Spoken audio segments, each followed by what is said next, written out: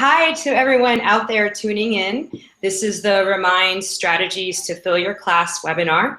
We're going to wait just a couple more minutes for our presenters and any other folks that joining in.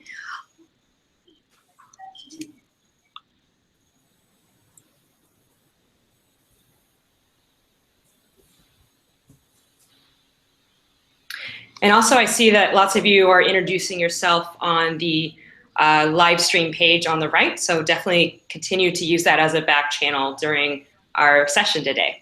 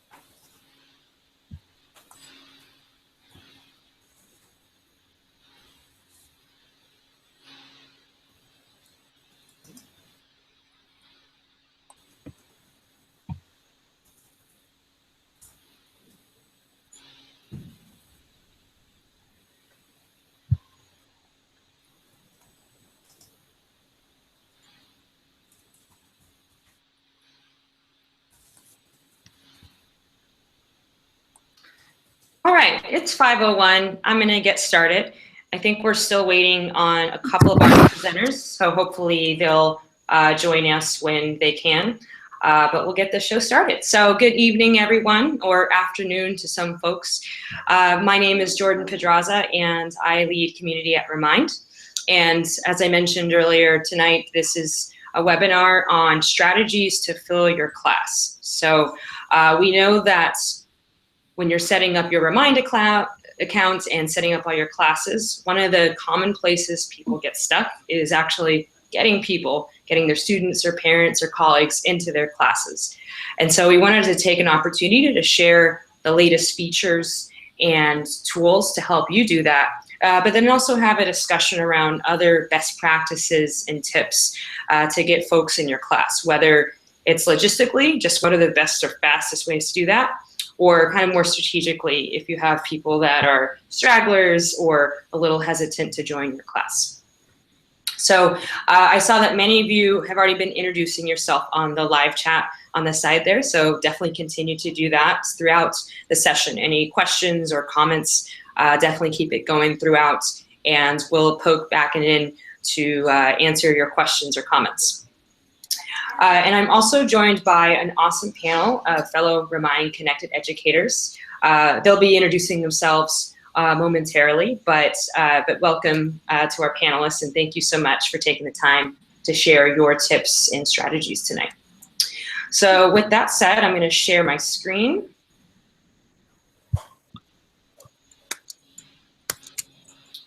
All right, hopefully everyone can see that. All right, let's get started. So I already said use the live chat panel on the right-hand side of the YouTube stream. And I also wanted to note that this webinar will be recorded automatically as soon as we're done here today. And I'll send out the link again in case you want to watch it again or share it with others. Okay, so our agenda is pretty straightforward. We'll have introductions for our panelists. Then I will walk through the latest tools and features that Remind has to help you add people to your class. And then I'll share some tips I've heard in the community, and then we'll open it up to our panel to share their tips and also just more generally their stories on their experience with Remind. And then we'll open it up to the whole group for Q&A. So we have an awesome panel. I know one of our panelists, Sarah Luthi, she came down with a cold, so she won't be able to present live, but we do have her slide here. And then we do have 3 wonderful panelists live here. So if we can actually pause real quickly and have our panelists say hello, that would be awesome. Deidre, would you like to go first? Yes, hi, I'm Deidre Smiley. I'm a kindergarten teacher in Rolling Prairie, Indiana, which is near the Michigan border. I've been teaching, this is my 31st year, and I'm trying to remember how many years I've used Remind or Remind 101, but I think this is at least my 4th year. Awesome, thank you. You're welcome. And then Heather? Hi, my name's Heather Hargett. I teach 7th grade English Language Arts outside of Baltimore, Maryland, in a school called Ridgely Middle School, public middle school. And I've used Remind for about 6 years. I used it at the high school level, and now I'm at the middle school. Awesome, thanks, Heather. We did also have Wendy here with us. It looks like she got kind of logged out of the webinar, so hopefully she'll come back. But I'll just continue sharing my screen and move along.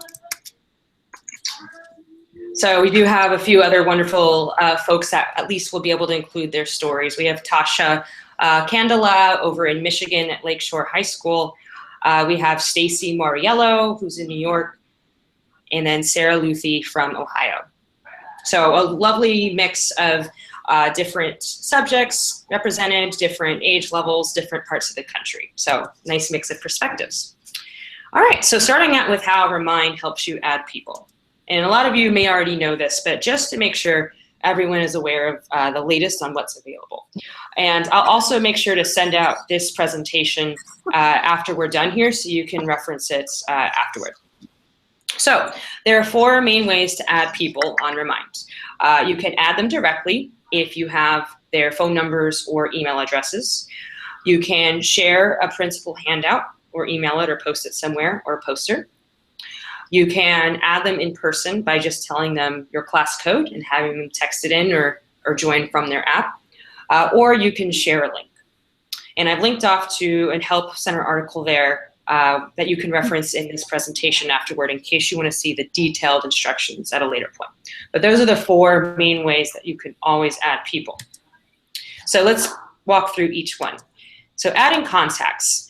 So this is the best option if you already have students or parents' phone numbers or email addresses and you don't want to worry about tracking them down or doing it all in person. So that way they're automatically added to your class and then they do receive a notification depending on how you added them, that they're in your class. And they can still leave, they can still opt out at any time. So the way you do that, you can do this, you can add contacts on the web or the mobile app, whether you use iPhone or Android.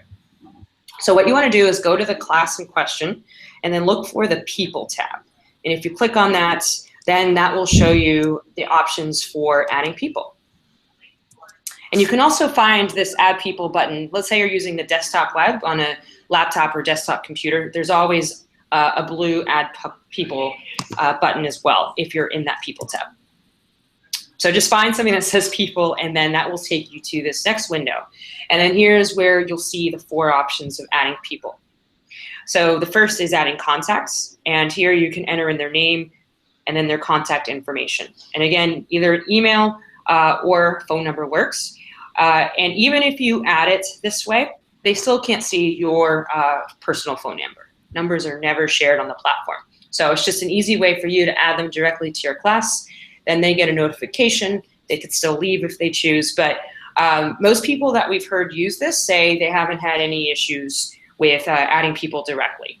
Especially if you announce it in another setting or context that you're going to be adding them, then they usually understand and get the value, especially once you send messages. So adding people is a great way to go if you already have their contact info.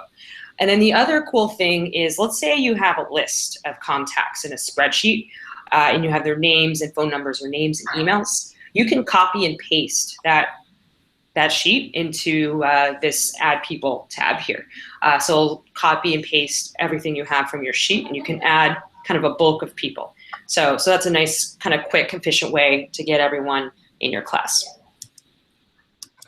All right, so secondly is handouts and posters. I'd probably say this is the second most popular way people like to add or get folks into their classes because you can print it out, you can send it home to parents, you can hand it out at events, you can give it to students. It's just very flexible, and it kind of has the instructions all printed out in one place.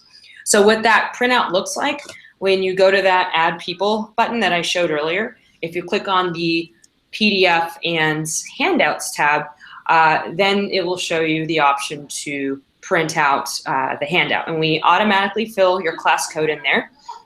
Here's the example below. And what happens is people can choose to go to the link or text the code to join via SMS.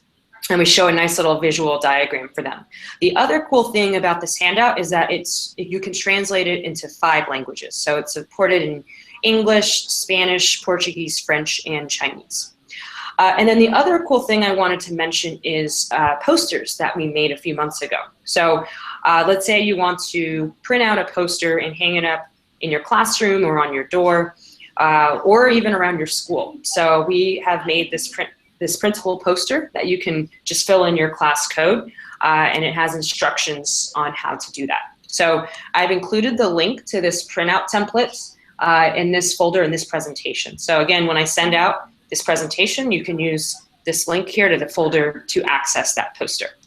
And we've also translated this poster into Spanish, and we've customized it so if you do not want to use the short code 81010, you can write in the long regular phone number code for your class.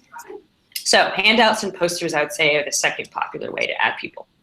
The third is in person. So this is really helpful when you're having a kind of one-on-one parent-teacher conference or a group of people at a back-to-school night or open house or some kind of event. And if you just want to take a minute to say, okay, everyone, I'm going to use a Remind this year to send you announcements and updates, just text this code to 81010 and you're in. That's it. So just do it all, in one fell swoop, and it goes by pretty quickly. And then what's nice about this way of adding people, it shows them instantly how it works. They kind of get that confirmation in your class, and they kind of see, oh, but that's not their number. They don't see mine, but it's all over text. Or if they join over the mobile app, they just see it instantly. So it's kind of that instant gratification, which is really nice. So if you have the opportunity to add people to your class in person, then the in-person instructions option is your best bet. So those first 3 options I mentioned, adding people directly, printing out a PDF, or in-person instructions, that you can all access on the web or the mobile app. The 4th option, share a link, or sorry, actually, let me clarify. The principal PDFs option, that can only be accessed on the web. So that's just the one thing I want to clarify. You can't access that option if you're using the mobile app. But if you go on the web, you'll be able to view and print the PDF. The last option is sharing a link. So this is great if you just want to send out your class join information to a lot of people and post it in a lot of different places. So over email, to your website or a blog or page, or even writing it out on a board. And then what's nice about this link is that when people click on it, they can choose how they receive their messages. So they can add in their phone number if they want to get it through text. They can add in their email address if they want to get it that way. If they just want to log in on the mobile app or on the web, they can join the class that way. So it's a very flexible way to have people join the way that they want to. So those are the 4 main ways to add tips and best practices that we've heard, and then we'll hear from our panelists. So the first one we hear a lot about is getting student or parent buy-in to this way of communication. So we've found that it's helpful to frame it as not missing out on important information and updates. One of my favorite stories is this was at an elementary school over in Oakland, and there was a weird kind of power outage that happened, and so they needed to dismiss students early. And the parents that did join everyone's classes, they were the first to know. You know, they were able to address it right away. And then the ones that weren't, they missed out on that information. So it was an example that was pointed to after that incident as a reason why, you know, you should join that class so you don't miss out. But also not just for last minute changes or even emergencies, but also for achievements and milestones and celebrations. So that's one way to kind of frame that and get buy-in. Another effective way to get buy-in is to explain that it's the easiest way to reach you. If you choose to be reached that way, you can definitely turn chat on or off or replies on or off. But if you do want to have that on, then that can be another way to get buy-in, because let's face it, with email, that's kind of a slower loop.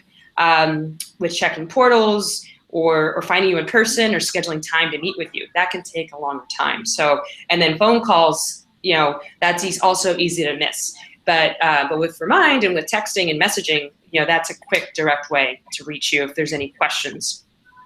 And then the other thing that helps with student and parent buy-in is setting expectations. So sometimes there's concerns around, oh, well, this is going to be on my personal phone. You know, how often are the messages going to come?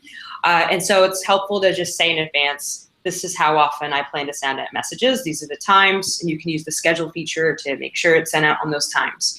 And then also telling them what kind of content you're going to be sending out, and even asking them, you know, what they would like to see or receive from you. So those are three kind of ways to build buy-in. The second best practice, and I just mentioned this earlier, is leveraging events that already happen where there's a lot of people at once, and kind of using that in-person instructions method to get people to join. So you have an opportunity there to quickly explain what Remind is and why you're using it, and then examples of messages that they'll receive. The third practice, kind of related to that in-person piece, is parent-teacher conferences. We've heard so many stories of this recently. We know that's been happening a lot in the past month or so. And so what's really nice about these moments is, especially if it's a one-to-one setting or a smaller group, you know, you have the time to explain how you'll use it in maintaining ongoing communication and sharing updates and progress with your parents. And you can add them right on the spot. And so it's magical for them to see how it all works. They provide you their number or email, you add them in, and then they get the confirmation message.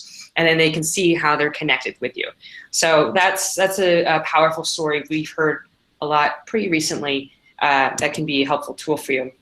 And then the other last best practice we hear a lot is assigning, kind of joining a class or getting your parent to join the class as an assignment or as extra credit or as a perk. So you know, one example, actually, this is a fun way, and we're going to hear examples on this in a minute, but sometimes teachers or schools will have special theme days, and people that are in the class will get the early kind of dibs on it or early heads up on it. And then those who aren't in it yet, they'll kind of have this feeling of missing out. I think they call it FOMO.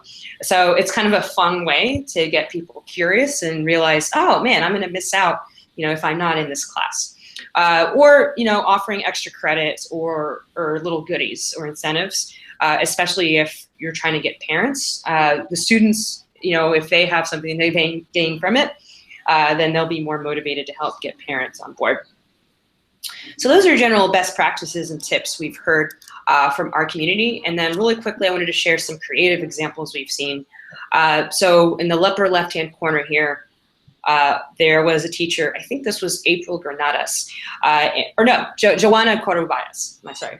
And she created a sticker folder template. So she used, I think it's called Avery, it's mailing sticker labels.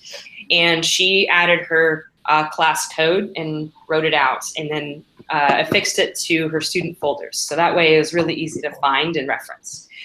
We've seen business cards. People will put all of their class codes, especially if they have multiple classes, all in one place. We've seen people create their own posters. We've seen people print out those handout instructions and put it in their classroom.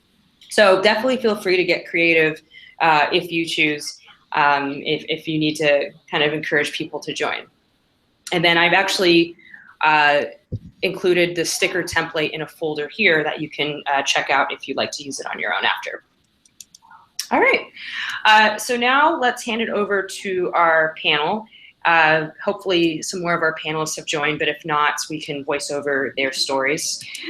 So the first one we have is Heather. Heather, do you want to kind of voice over your tips and experience? Sure. The remind feature that I like the absolute best, which is really hard to pick only one because it's such a great tool to use. I really like that the students can message me back. That didn't used to be a feature. It used to only be a one-way send out. And now I think it's significantly better because then I can answer a one-on-one question. So it's safe, and the parents of my 7th graders love that it's an anonymous sort of situation.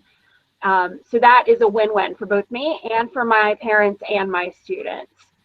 At the beginning of every school year, I get my students for the entire year. So some schools I know have a little bit different setup. I use the PDF. We go over it in class. I have them take out their phones and we do it together as a class. Then at home, the children can go home and help their parents with the little code. So that's really helpful. I also put the directions up like one of your previous slides. So I have the exact same setup with all of my slides. And then as my clubs get developed, I use those for clubs as well. So it's just a wonderful, wonderful tool to use. Awesome. Thanks, Heather. Yeah, and just to reiterate, because I think we still get questions on the replies or kind of messaging back feature. So what's really cool about that, as Heather mentioned, people can join your class, and then if you turn on replies, they can reply back to you. But they could do that over text or the app or the web. So it's very flexible and easy for them. And again, no numbers are shared, and everything is archived. So you can still reference it in the future if you need to. So that's awesome. Tasha, were you able to join the Hangout? Doesn't sound like Tasha's here, so I'll just try to voice over for her. So Tasha has some similar use cases as mentioned earlier. She sends out class announcements. She leverages the individual and group chats. Group chat, that's a lesser known one. You can basically add up to 9 other people in a chat, and only the people in that group chat see the messages or the replies in there, and those are also archived for reference. And so she uses it to share praise or constructive guidance or criticism. And then they also leverage the Remind widget. That's another popular tool where you can embed your Remind class on a website or blog and kind of automatically push out messages in multiple places. Tasha loves individual messaging, similar to Heather. It's the easiest way to connect with them. But then also she's a fan of scheduled announcements, in case you don't want to worry about forgetting to send that one particular message later on. And we're going to hear a lot about scheduled messages. I think those are pretty popular. And then just other tips on getting people on board and other ways to use it. So sharing out the code wherever possible. That seems to have worked well for Tasha at her school. So by word of mouth and on flyers. And then using it often, just making it a recurring habit so people know what to expect. And then there's some examples of messages that Tasha has sent out. So whether it's one-way announcements and including links or pictures or one-to-one messages. Can you hear me? Yes. Oh, okay. So ways I remind, I guess. Typical homework reminders. I usually will send something out when I'm handing something back that has a grade. I will send a remind out that says, essays returned today for parent signature. The parents love that because otherwise a lot of times the kids won't tell them they received a grade back. I send out school news. I run the newspaper club, so I'm able to keep up to date with due dates with the journalists in the club. A lot of times I'll create a group chat for my book clubs within my ELA classes. So that way I could give certain groups an extension to work, something a little bit different than maybe I might have assigned to the whole class. So I'm able to communicate maybe with that small group after school hours. My favorite feature, just like I think most people, is the chat. that I'm able to speak with kids after school hours. I just got one actually while we were on this, a kid just asking me for clarification about homework and wanting to know if a quote he picked for tomorrow to run the book club was good. I'm pretty flexible with responding to them. I mean, they know when it's too late. They know when it's too early, but I do, you know, I'm pretty open as far as responding. Some teachers are not, but I'm pretty good with that. As far as getting people to buy in, I print out the PDF and then I draw a little parent signature line on the bottom of it and photocopy that off. And then it's a required homework. So they have to bring it home. They must get it signed. So even if the parent may not join, at least I know that they've seen it. And then a parent-teacher, at back to school night, I talk it up and I kind of make it seem like if you're not in, you're missing out. So I send out every once in a while like a fun message or an interesting quote about the world or something like that. So then there's kind of like a little conversation about, did you see the remind today? So then the kids who aren't on it are like, oh my God, I have to join. So I'll do that every once in a while. There's a flyer, of course. I've added parents manually many, many times. And as far as tips, I would say really important to make sure you really make clear the times that they should send messages. I don't put the office hours on, but it hasn't been an issue yet because I feel like I've made it clear. Definitely proofread. I hate when I realize that I've sent something out and the parents see it and there's an error and I'm like, I teach ELA. Why did I have an error? I feel terrible about that. I use the schedule feature all the time because, you know, I might remember at 12 o'clock in the middle of the day that I wanted to go out at around 4. I usually send them at the same time. So like, it's almost like parents are waiting for it. They know it's coming every once in a while. I'll usually send something over the weekend because kids always forget weekend. So I'll send a Sunday remind about something due for Monday. That's pretty much it. Awesome.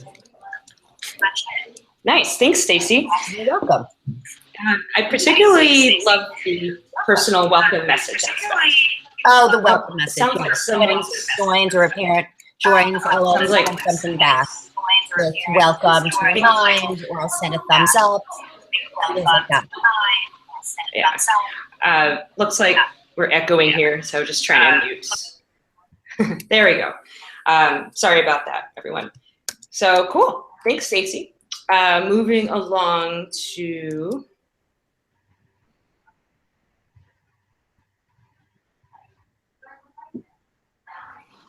Deidre, are you muted?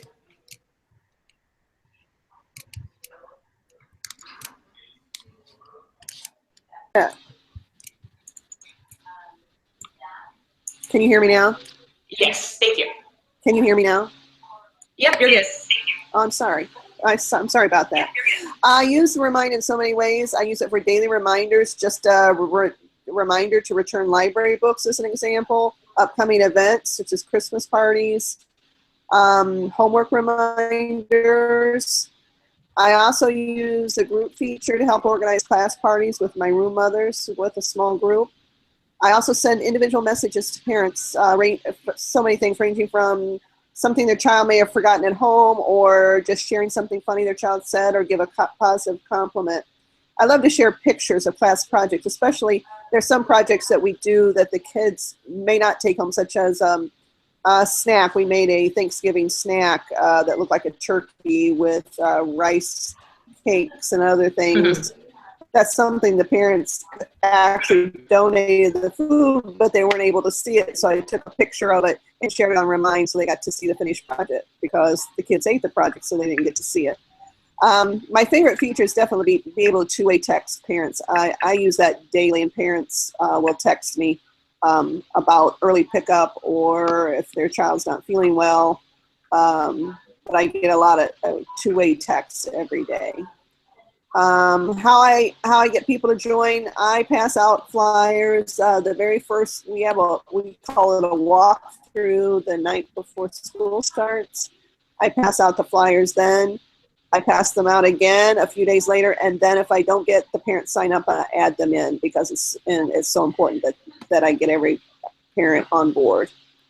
And my advice is be consistent with use and I use often, and I get a lot of positive feedback from parents that they are happy that they can stay connected, because a lot of times I might even add an anecdote of what we did at school that day, because so many kindergarten parents say, when my child gets home, what did you do at school today? Oh, nothing. So they like the feedback from me of what they're doing at school. Awesome. Yeah, lots of similar patterns and themes here. Would you mind muting again, actually, so we don't echo, though?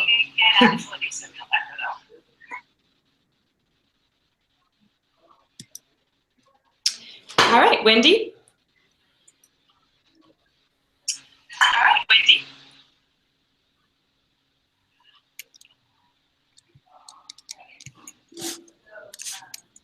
And make sure to unmute. Oh, can you hear me now? Sorry. Yes. No worries.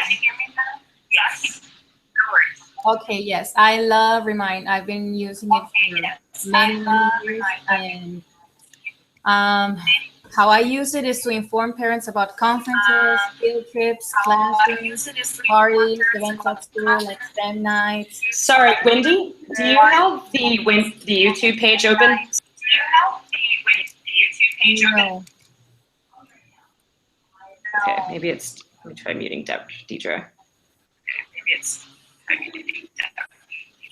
Deidre, could you mute?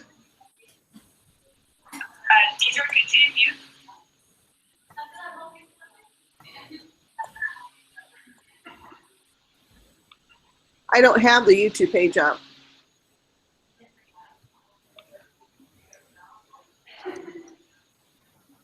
Okay, all right, sorry about that. Go ahead, Wendy.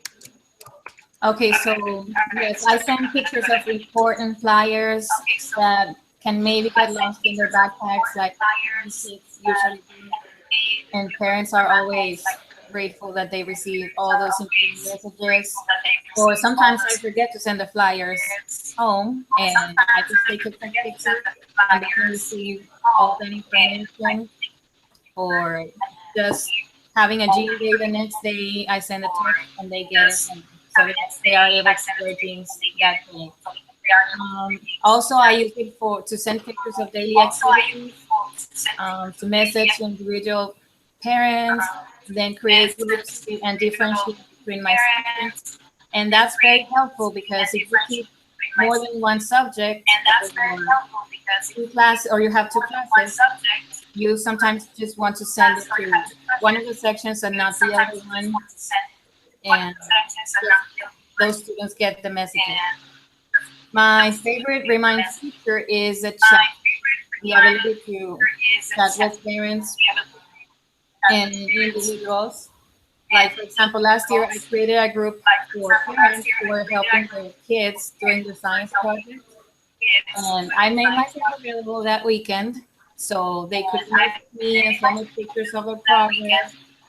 And they were very excited to share that with me. And of course, parents were very excited about helping with kids, because some of them didn't know enough science or how to help them. So they were taking present, and I was available for them. It was a very successful science fair. And I also like the schedule announcements, because sometimes I'm doing something very late that I don't want to forget to send the next day. So I schedule it and it's sent in the morning. And I've also had parents replying me with pictures of the students when they have a birthday or something. So it's a pretty good communication tool. And I think it allows you to be as committed as you want to be.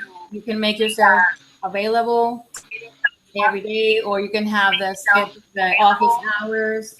So I like that it's up to you. As soon as you set the expectations for them, that they have to receive messages at a certain time, or that if they send it during the day, they have to wait until we get a period, a planning period or a lunch time, so we can respond. And how do I encourage my parents to join my class is, before I send flyers out, I like to have them in person with all of them, or the ones that attend, and I explain what the app is. And some of them know because other teachers have to use it, but the ones that don't, make a presentation, and I explain them what kind of information they can share, what kind of information I can send them, and they can send me back. And after that, they're all signed up, the ones that attend, and then I start sending out flyers. And then I just keep adding them if I see them at this show. I also do it during conferences. We have, in my district, we have conferences and then in January. So I just make sure that I keep adding them, and then no one gets left out. So yeah, it's pretty amazing. And my advice would be to make sure that you emphasize that if they change the numbers, they have to subscribe again, because at least in my school, parents change phone numbers sometimes 2-3 times a school year, and they get out of it. So I just make sure that I keep them signing up so they can receive all the messages. Great. Thank you so much, Wendy. I'm going to go back and mute you. I think some folks are still hearing the echo. You just go back here real quick. Okay, there we go. I think that fixes it now. Hold on, maybe.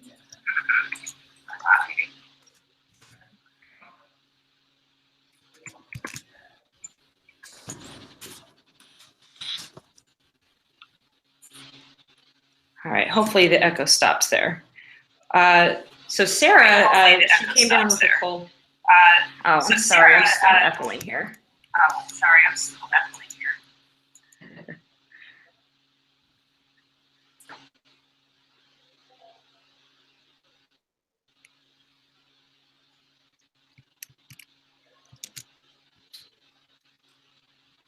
Sorry about the technical difficulties here.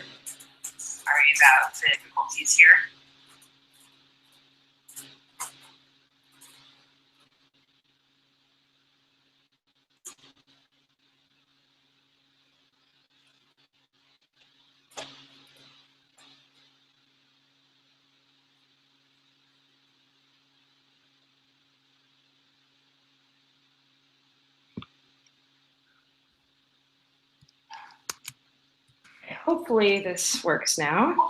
Still echoing. I'm so sorry.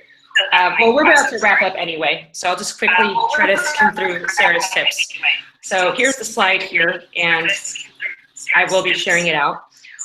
But similar to the others, she loves to send out messages for homework and assessment reminders, sessions, and then she's also a big fan of the chat and scheduled announcements.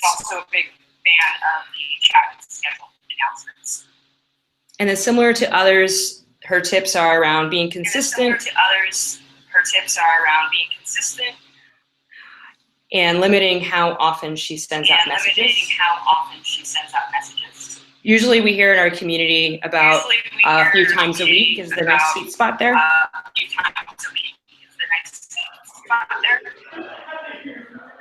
And then also using this tool as an opportunity to learn about etiquette, communication etiquette.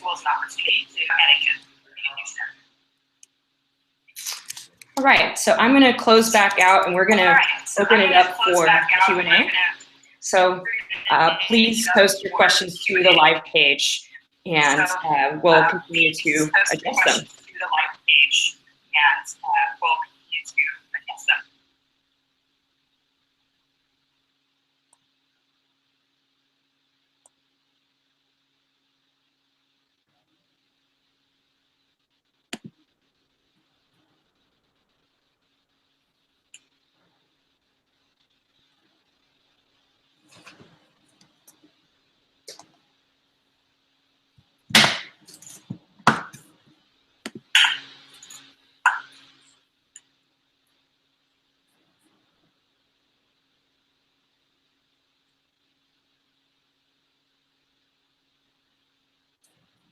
Okay, so I'm gonna unmute again. It looks like there's a question on whether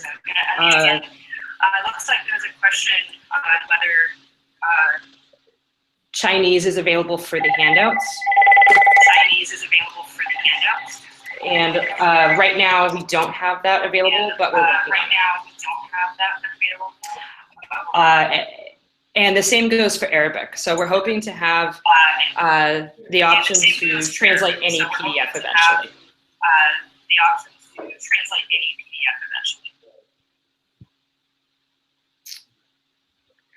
There's a question about having parents sign up for conference times. And right now we do have the activity feature. Look at composing a message. So if you look at composing a message, you can schedule an event and attach it to your message.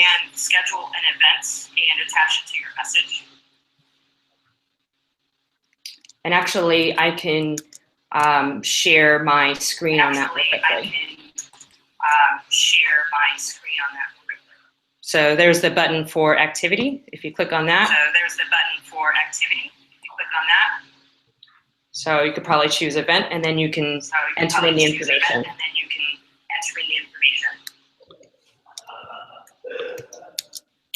So, but we don't have a one-to-one scheduling feature at this time. But thank you for the suggestion.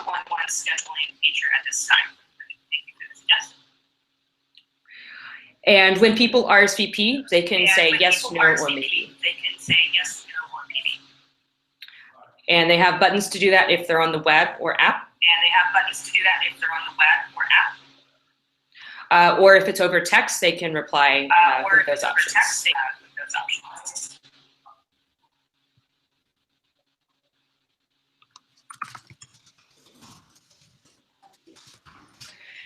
There was another question that someone sent the other day asking about stragglers. So let me open it up to our panel. To address folks that are still hesitant to join your class, or you kind of have to work harder to convince them to be on board.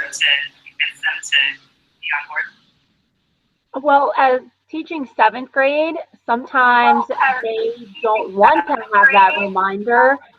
So I send fun reminders, things like, hey, have a nice Halloween, enjoy your evening, be safe, don't eat too much sugar.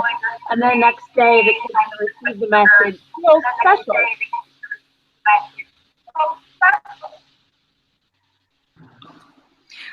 Yeah, I've definitely heard of this birthday tip before. I feel like there was someone even on the live chat panel that talked about that before, where they'll send out a happy birthday message and acknowledge the students in their group.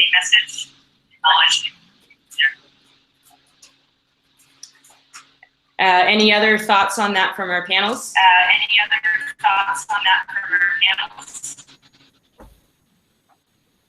I really haven't had an issue with people not wanting to sign up, so I really haven't had an issue with people not wanting to sign up. So much to that. Well, sometimes people don't. Right, I haven't had any issues either. Go ahead. So people don't understand how the feature works, or people don't understand. I had a parent ask me yesterday if she sends a message, everybody else could see it. Just make sure what is exactly the problem, or what is it that they don't like about it, they don't want to join. In my case with parents, because I work in mentoring and I don't have like the chat with students, and with parents you just have to explain to them how it works and what they expect from it. I just have to explain to the parent that nobody else would see her messages but us.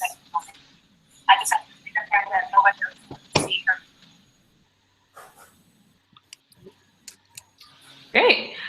Are there And any also, other I think it's questions important. out there? I think they. Oh, go ahead. Go ahead. No, I was saying some parents don't understand. I don't think also this is not my personal phone number, or that I don't have their personal phone number on the remind too. I think they needed to be reassured that it's through an app. Yep, definitely. Cool. Are there any other questions out there? Feel free to post on the live stream.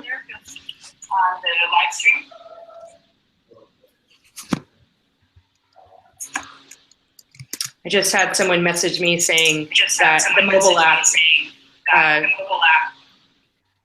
can be sometimes an even better experience than text. I guess it depends on your preferences. Sometimes an even better experience than text. I guess it depends on your preferences.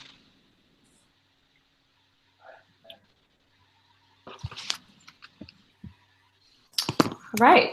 Last call for any questions out there or other comments. Last call for any questions out there or comments.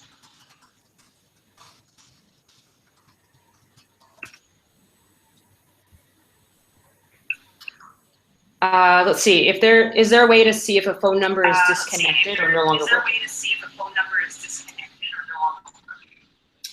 Yes, so I'm going to share my screen and show you how to do that. Yes, so I'm going to share my screen and show you how to do that. Okay, so let's see here. Okay, so I'm going to go to. Let's see here. I'm going to go to. Okay, so I just sent out an announcement actually for this webinar recently. I just sent out an announcement actually for this webinar recently. If you look for the language here sent to this many and then read by X many.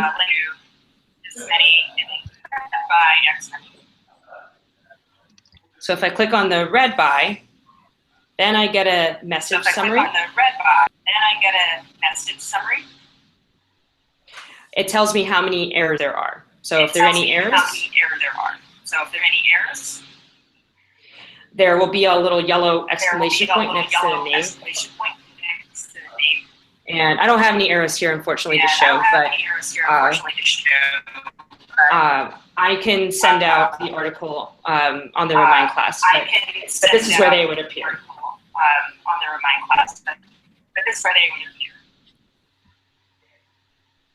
So if their phone number is disconnected or number changed, you'll see that there.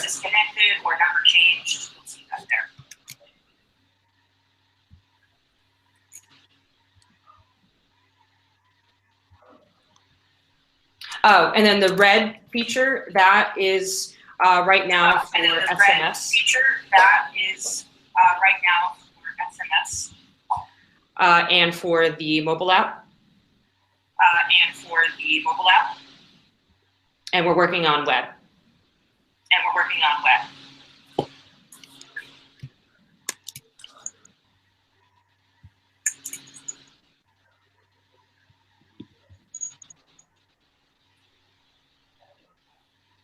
And it looks like many of you are discussing whether to have separate classes for students and parents.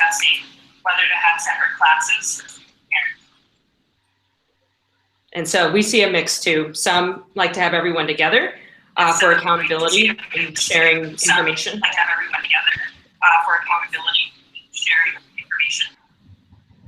And then some like to keep them separate so they can tailor their information.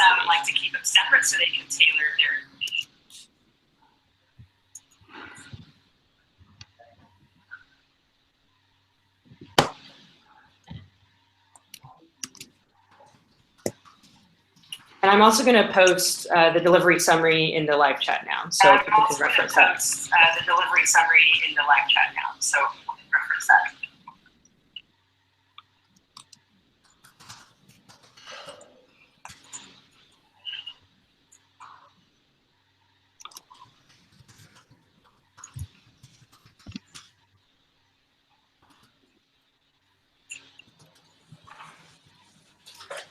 All right, last call for any remaining questions.